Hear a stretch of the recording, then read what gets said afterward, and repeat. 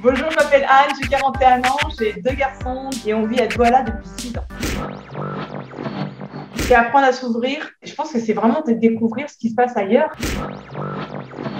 On a vécu en Côte d'Ivoire pendant 8 ans, donc on a fait une partie à Abidjan, puis à San Pedro, qui est une petite ville balnéaire un peu plus loin. Et on est retourné après à Abidjan. Et après, mon mari a changé d'entreprise, donc on est parti au Cameroun. On n'avait pas du tout comme projet de partir à l'étranger, c'est juste qu'il y a une opportunité qui s'est présentée. J'ai trouvé l'idée de partir très sympa, on n'avait pas de maison, pas d'enfants, pas vraiment d'attache.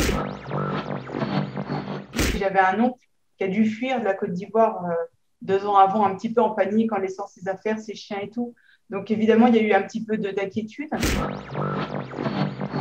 J'étais déléguée médicale pour un laboratoire. Quand Guillaume a eu la confirmation de son embauche, j'ai démissionné immédiatement. 2 à 3 mois pour venir jusqu'à chez nous.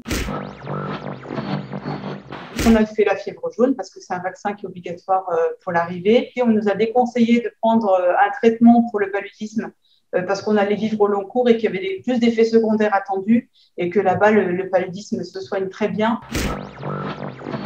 Pays nouveau, il y a une personne qui s'occupe du ménage, de la cuisine à plein temps, c'est très nouveau, qui fait le service à table. On n'avait pas de télé, pas d'internet, on n'avait rien du tout. Donc c'était très très long les journées, ça a été difficile, l'intégration.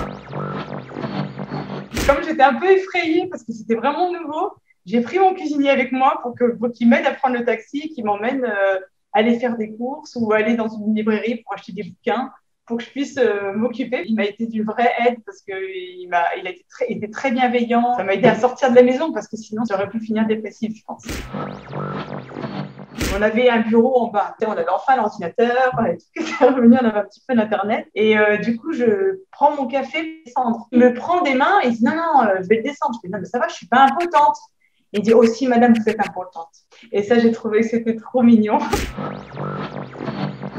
J'ai fait mes bébés. Quand j'ai estimé que mon deuxième était assez grand, et que moi je sentais un peu de lassitude dans ma vie à la maison, j'ai eu l'opportunité de travailler parce que j'étais chez mon dentiste et à la fin d'une consultation, je dis au fait, si vous connaissez des collègues qui cherchent une secrétaire médicale, moi je suis disponible. Il dit moi je comptais bien changer de secrétaire médicale. Il m'a posé 3 questions et demie. On a parlé 5 minutes du salaire et puis dès le lundi, j'étais déjà en train de travailler. C'était entre le 2 tours, entre M. Gbagbo et M. Ouattara pour les présidentielles. Et comme on voyait que c'était un petit peu tendu l'entre-deux tours, par précaution, je restais en France avec Valentin. Et Guillaume est retourné travailler. Et ça a été très éprouvant pour lui et pour moi aussi, parce qu'à distance, on ne se rend pas bien compte de ce qui se passait. Mais lui, il a vraiment vécu la crise politique, enfermé dans sa chambre avec une radio et des vivres qu'on lui avait achetés à l'avance. J'ai pu le revoir que 2 ou 3 mois après, où il a pu être, on va dire, presque extradé par une milice privée pour pouvoir retourner en France. Quand on est arrivé, on attend, on a le chat, on a les bagages et on attend pour le chien. Moi, j'avais tous les papiers qu'il fallait. Et donc, j'arrive dans le bureau du gars, je dis, mais pourquoi je peux prendre mon chien? Parce que c'est un chien, c'est un grand chien, c'est considéré comme un chien dangereux, il n'a pas le droit de rentrer sur le territoire camerounais. Bon, moi, j'avais 8 ans d'Afrique avant, donc je n'étais pas complètement naïve. Et donc, j'ai dit, qu'est-ce qu'il faut faire pour vous prouver qu'il n'est pas dangereux? Il faut une attestation vétérinaire. J'ai dit, très bien. Ça fait 20 000 francs pour faire une attestation de vétérinaire. J'ai dit, oui, le vétérinaire dit, c'est moi. Ah, ça tombe bien, c'est parfait. Donc, je lui donne les 20 000 francs. Et il dit, OK, vous pouvez partir. Et mon attestation, il dit, vous allez la recevoir par mail. Donc, je repars avec mon chien. Le lendemain, je reçois un mail et il était écrit, bonne arrivée. Ça montrait un petit peu où est-ce qu'on arrivait. C'est un pays qui est en crise depuis plusieurs années. Puis il y a des endroits magnifiques au Cameroun qu'on n'a malheureusement pas pu visiter ou explorer parce que les conditions sécuritaires n'étaient pas là. Et la corruption, ça fatigue beaucoup. Ça nous empêche de sortir parce qu'on n'a pas envie de se frotter aux policiers ou aux gars de la prévention routière. J'ai voulu faire beaucoup de bénévolat. J'ai fait de l'alphabétisation.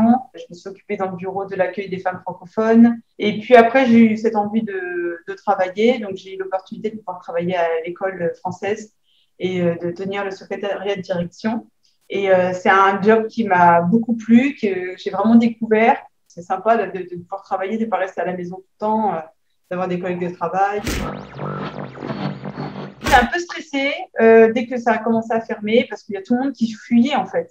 Donc en fait, il y a une espèce de sentiment de panique qui est un petit peu contagieux. Les supermarchés qui étaient pris d'assaut, les gens qui achetaient n'importe quoi, les gens qui se ruaient sur les avions comme si c'était la guerre civile, quoi. Moi, j'ai dit à Guillaume, si on est coincé, qu'est-ce qu'on fait? On va pas rester là tout l'été ici. Moi, je vais péter un câble.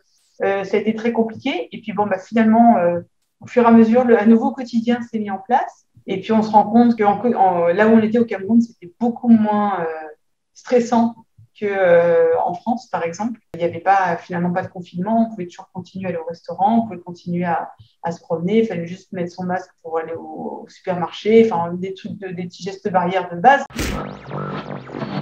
De voir les saisons, ça me manque. Accéder à des libertés qu'on n'a pas en Afrique, en Côte d'Ivoire comme au Cameroun, où il n'y a pas de barreaux aux fenêtres, où il n'y a pas de gardien à l'entrée, où on est libre.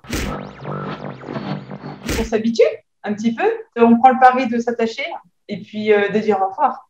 Ou alors de s'attacher à personne et puis de laisser les choses sans saveur. On se rend compte que le monde de l'expatriation est très petit. Si on se donne les moyens, on se retrouve très facilement. Et c'est ça, en fait, les copains d'expatriation. On ne se revoit pas pendant 3 ans, 4 ans, même on se donne de nouvelles machins, puis on se revoit, c'est comme si on ne s'était pas vraiment quitté, quoi. Un peu comme, je sais pas, comme une famille. Les enfants vont apprendre à vivre en France. On va leur apprendre à traverser une rue correctement. On va leur apprendre à prendre le bus. En fait, je pense que ça va être plus des choses nouvelles pour les enfants parce que là, ils ont tout à découvrir. Ils sont un petit peu inquiets à l'idée de vivre en France et de rencontrer les enfants de France. On va apprendre à prendre nos marques dans un appartement, vu qu'on ne vit plus en appartement depuis 13 ans. Et puis, le bonheur certainement de revoir la famille beaucoup plus souvent. On se rend compte que l'être humain, il s'adapte partout. Il faut avoir confiance parce que avec de la bonne volonté, on s'adapte et on apprend beaucoup, quoi. C'est très riche.